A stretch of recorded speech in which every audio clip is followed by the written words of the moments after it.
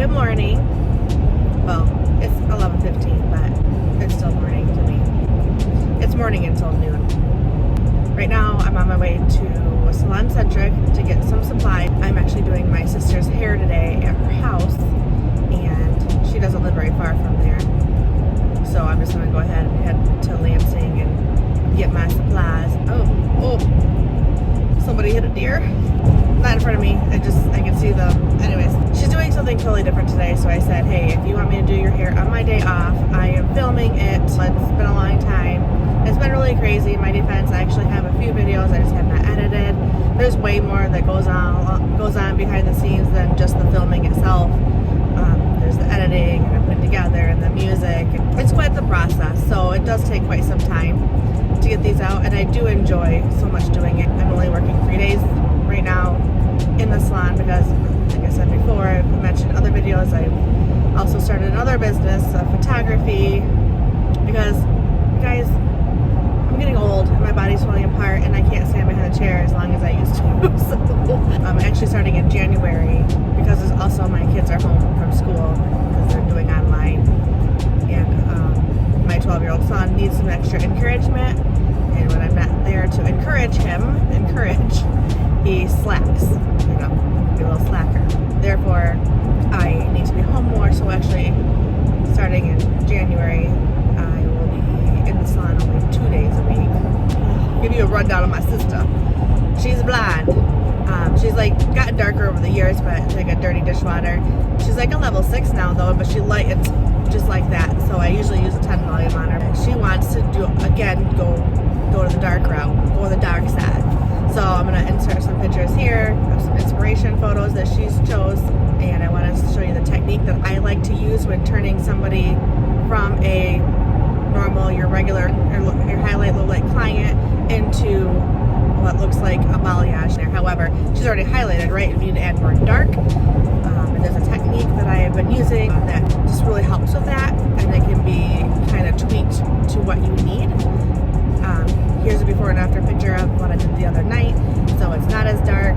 She's doesn't want to be too dark. Right, this is Alyssa. She always wants to incorporate some dark in there, but she never ends up. She always wants to go back blonde, and this is a great way for fall just to kind of add a little bit of depth without her feeling dark. Hopefully she likes it, because I told her you do this, you're sticking with it for a while. But she's a little sister. So once I get to Salon Centric, I will take you in there with me. If you guys don't like to watch people throwing stuff into the cart at Salon Centric, you can just, fast forward a little bit to where I'm at my sister's house.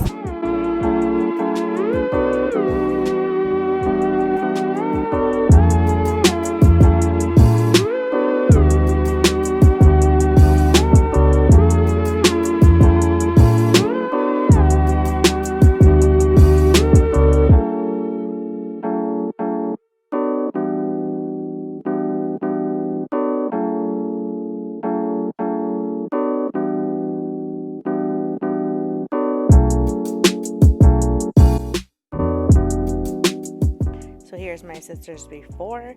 She got pretty dang blonde. She kept going blonder and blonder and blonder and blonder. Now she wants to go darker and darker and darker and darker. So we're going to start the journey now.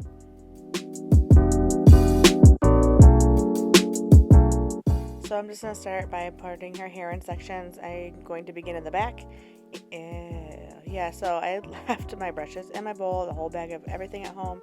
Thank goodness she used to be a stylist, and that was probably one of the hairs of her friends, whose hair she still does sometimes, because these are her brushes.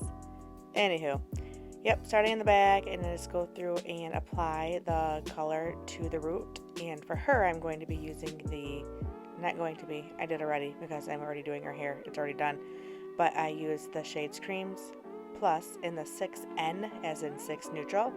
Now, in retrospect, looking back, because you will see at the end that her hair did not get as dark as we kind of we initially wanted it. So I did lowlights in her hair a long time ago, and I used the Shades Cream Plus, but I used a 6 Mocha and a 6 Warm Mocha mixed together, and oh my god, it took a level 4 on her hair. So you can imagine how cautious I was using this formula. I actually bought clear because they didn't have 8N to mix with it, and I decided not to use the clear. I decided to stick with my gut, knowing that the 6N does not go as dark as the mochas do. So I just went ahead, used straight 6N.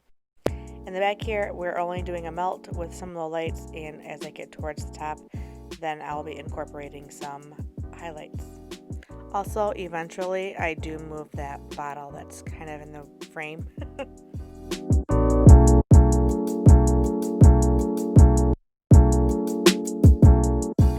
After applying the color to the root, I go through and do the weave that I want. This is how much dark that I want underneath. We're just keeping a little bit of speckle of blonde there, and I will be applying the same low light formula.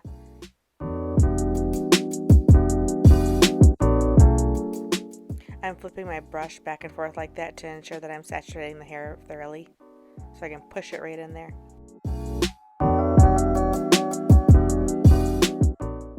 You want to make sure to tuck your ends in. I'm just kind of utilizing the bottom of my foil here, ensuring that they're not touching the top where the low light is. Now, fun story. You know how I said earlier in the video I had to use my sister's brush and bowls because I had left mine at home. I had it sitting there, and I swear to God, I remember putting it in the back of my blazer, and I totally completely forgot. I got there, and I'm like, oh crap. Thank God. Like I said, she does hair on the side. Sometimes she went to, yes, she's like, has a license. And I had went to Salon Centric anyway, so I had the color that I needed, and thank goodness she had some bleach because I did not bring my bleach. She had foil, a little bit left, so I had to utilize some. She didn't even have that much. I had to actually utilize her kitchen foil. Like, I had to cut it in strips and use that. You know, you make do. It's not the first time I've done it. It's probably not going to be the last time I'm going to do it either. In fact, I think we should start a thread below.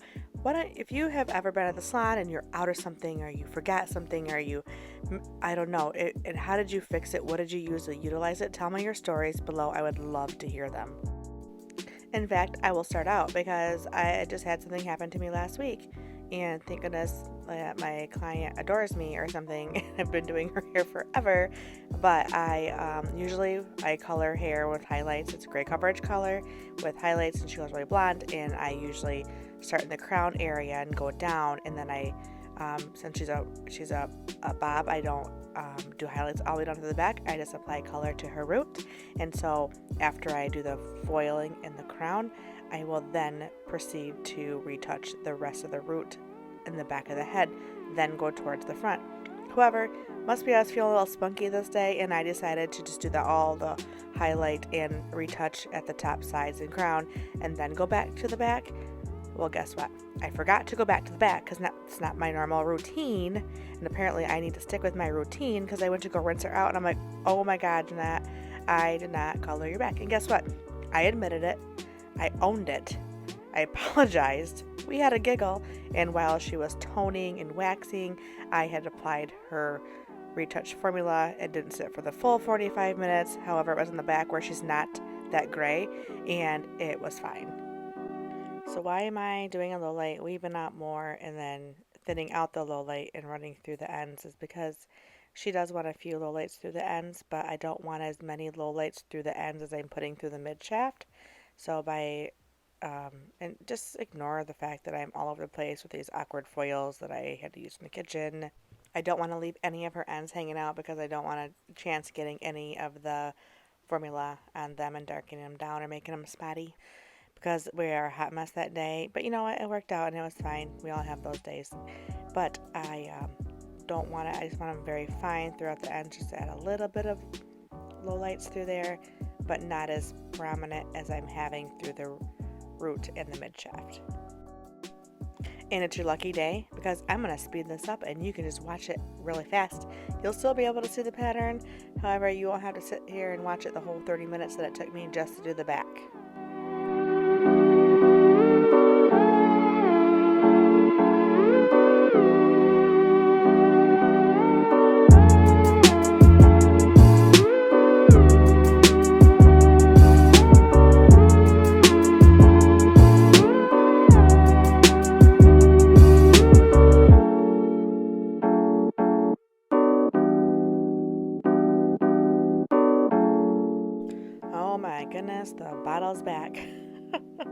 It gets moved again.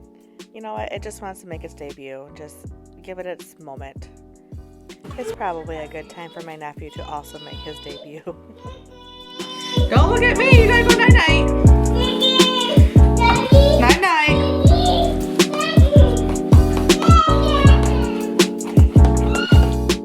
Of course, my brother-in-law comes upstairs conveniently already after we put him to bed.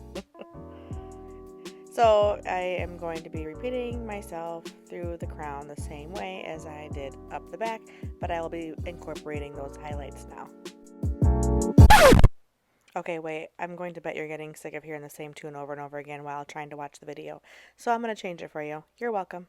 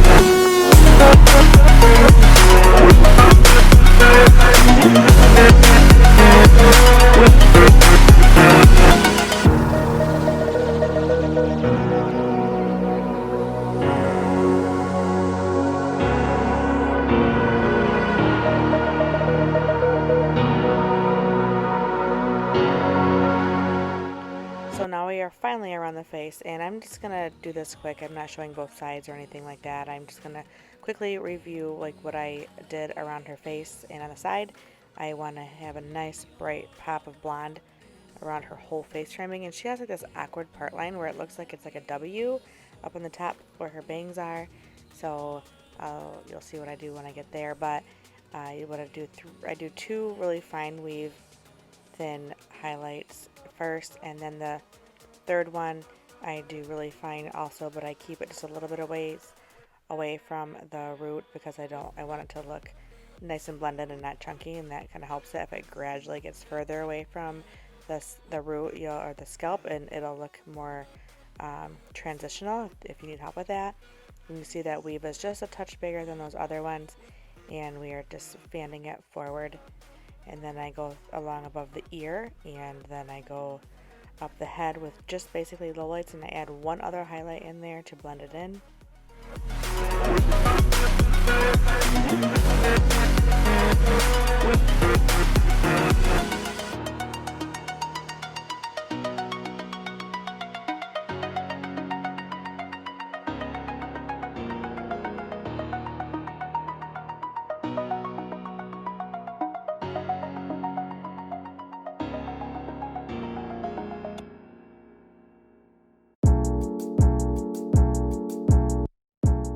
Now, in her hairline around her bangs, or in her bangs around her hairline, whatever, I do a really weird pattern with her, different than I do anybody else. I just kind of really follow the zigzag of her hairline pattern. Whichever way it's going is where I'm putting those foils, and you'll see me kind of go back and forth.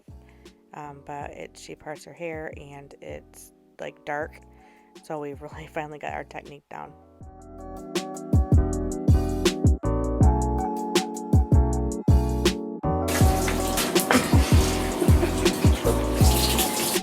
So her toner was a little bit of everything. It was 10 Violet Violet, 9G, 9N, and a splash of 9NB, just, balance everything out. That's how I work. But after applying that, I actually took the leftover mixture of the 6N creams and just tapped her root with it. Pictures like Auntie? Go show her. say cheese. I got a camera and Corbin has a camera. 4, 5, 6, 7, 8. Show me a smile. That's so great. Here is the after. I know it doesn't seem like it's that much darker.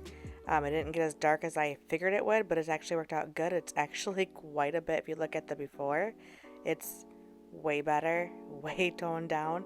So we're good. She loves it. And we might even, in a couple months, add some chunkier lowlights. We could have added brighter blonde on the ends. I was going to go through and paint some on there, but just with timing and everything, my mother-in-law's birthday I had to go to later on, and it just took quite a while as it was. But we got to hang out for a while, and that was cool too.